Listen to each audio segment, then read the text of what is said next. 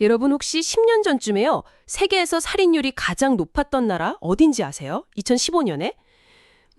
인구 10만 명당 무려 103명이 살해당하고 수도는 뭐 살인의 수도라고 불렸던 곳.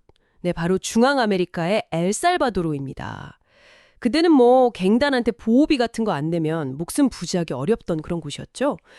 근데요, 바로 그 엘살바도르가 최근 몇 년 사이에 완전 놀랍게 변해서 서방고에서 가장 안전한 나라 중 하나로 떠오르고 있다는 소식입니다. 심지어 관광객까지 몰려든다고 해요. 오늘 저희가 좀 깊이 들여다볼 자료들이 바로 이 엘살바도르의 변화 과정을 다룬 기록들인데요. 나이브 부켈레 대통령의 아주 강력한 정책, 그리고 미국과의 협력, 또 좀 뜻밖인데 한 한국인이 시작했다는 뇌교육의 역할까지 언급이 되고 있어요. 자, 이 진짜 놀라운 반전 스토리 한번 같이 자세히 파헤쳐 볼까요?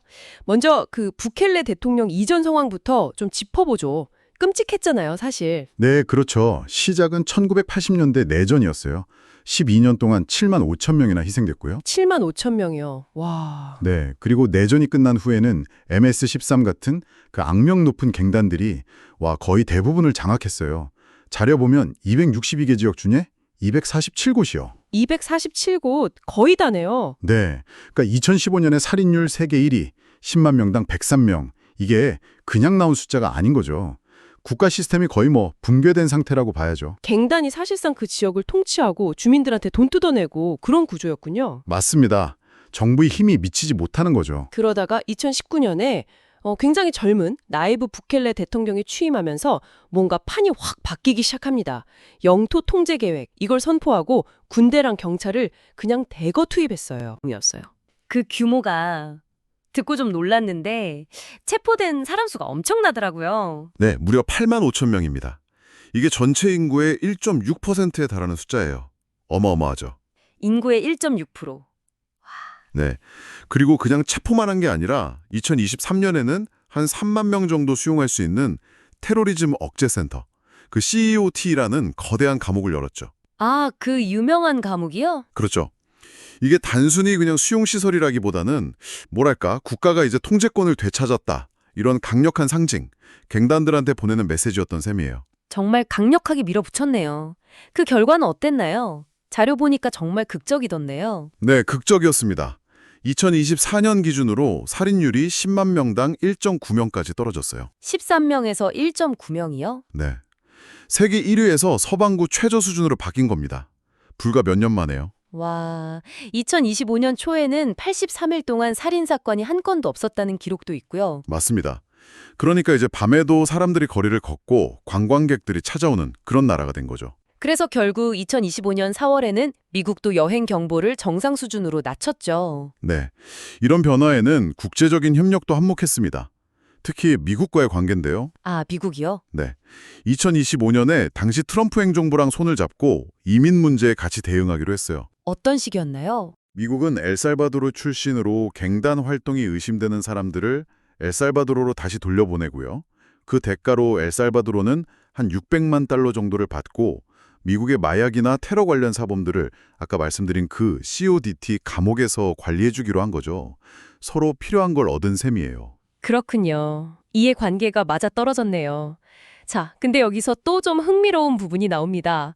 자료에 따르면 이 변화 과정에 한국인이 만든 뇌교육이라는 게 기여를 했다는 평가가 있어요. 아, 네. 그 부분 저도 봤습니다. 이승원 총장이 창시한 프로그램이라고 하죠. 네, 2011년부터 공립학교에 도입되기 시작해서 1341개 학교까지 퍼졌대요. 이게 전체 공립학교의 한 25% 정도 된다고 하고요. 교사들도 2,000명 넘게 이걸 학생들한테 가르쳤다고 합니다. 이게 구체적으로는 뇌체조나 명상 같은 활동들인데요. 이런 걸 통해서 그 당시 갱단 폭력 때문에 심리적으로 위축됐던 학생들이 좀 자존감도 회복하고 집중력도 높이는 데 도움을 줬다는 거예요. 아, 심리적인 안정이군요. 네, 그래서 뭐랄까 갱단에 가입하려는 유혹 같은 걸 좀 줄이는데 간접적으로나마 기여했을 수 있다. 이런 분석이 나오는 거죠. 강력한 치안 정책 같은 직접적인 요인 말고도 이런 교육적인 접근이 또 다른 변화의 축으로 언급됐다는 점이 좀 주목할 만해요. 확실히 흥미로운 지점이네요. 하지만 이 성공 스토리 이면에는 또 어두운 그림자도 분명히 존재하죠. 아까 전문가님께서 말씀하신 그 대규모 체포 과정에서 인권 침해 논란이 아주 심각하더라고요. 맞습니다. 그게 가장 큰 문제점 중 하나예요. 체포된 8만 5천 명 중에 한 7천 명 정도가 결국 무혐의로 풀려났거든요. 7,000명이요? 네, 이건 그만큼 무분별하게 체포가 이뤄졌을 가능성을 보여주는 거죠. 영장 없이 체포하거나 재판 없이 구금하는 경우도 많았다고 하고요. 그리고 그 시엘콧 감옥 안에서 최소 355명 이상이 사망했다는 보고도 있습니다. 수감 환경이 얼마나 열악한지 또 인권 문제가 얼마나 심각한지를 보여주는 대목이죠. 안전을 되찾은 건 분명 큰 성과지만 그 과정에서 희생된 개인의 권리나 절차적 정당성 문제는 상당히 심각하네요. 그렇죠. 안전을 위한 조치였다고는 하지만 그 방식에 대한 비판이 계속 나오고 있습니다. 그리고 경제 문제도 여전히 남아 있고요. 네, 국민의 30%가 여전히 빈곤선 아래에 있고 국가 GDP의 거의 4분의 1을 해외에 나가 있는 국민들이 보내주는 돈에 의존하는 구조거든요. 이게 아직 해결이 안 됐어요. 그러니까 치안은 잡았지만 사람들이 먹고 사는 문제, 지속 가능한 발전 기반을 만드는 건 또 다른 큰 숙제인 셈이네요. 맞습니다. 결국 엘살바도르의 사례는 강력한 국가 통제력으로 단기간에 정말 극적인 안정을 이루긴 했지만 그 과정에서 발생한 인권 문제 그리고 해결되지 않은 근본적인 경제 문제라는 과제를 동시에 안고 있는 아주 복합적인 케이스라고 할 수 있겠습니다. 네, 오늘 저희는 한때 살인율 세계 1위였던 나라가 어떻게 안전한 나라로 거듭났는지 엘살바도르의 이야기를 깊이 들여다봤습니다.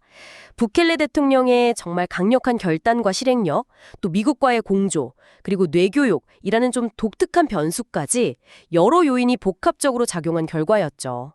지옥 같던 폭력에서 벗어나 안전을 되찾은 건 분명 놀라운 성과입니다. 네, 그 점은 분명합니다. 하지만 그 과정에서의 인권 문제 그리고 여전히 남아있는 경제적 어려움은 이 성공이 과연 얼마나 지속 가능할 것인가 그리고 우리가 어떤 대가를 치른 성공으로 봐야 할 것인가 하는 질문을 던지게 만듭니다. 여러분은 이 이야기 들으시면서 어떤 생각이 드셨나요? 사회 전체의 안전을 위해서라면 강력한 통제는 어디까지 용인될 수 있을까요? 개인의 권리와 공동체의 안전, 그 사이의 균형점은 과연 어디일까요? 엘살바도르의 사례가 우리 사회에도 던지는 질문이 결코 가볍지만은 않은 것 같습니다. 한 번쯤 깊이 생각해 볼 만한 문제가 아닌가 싶네요.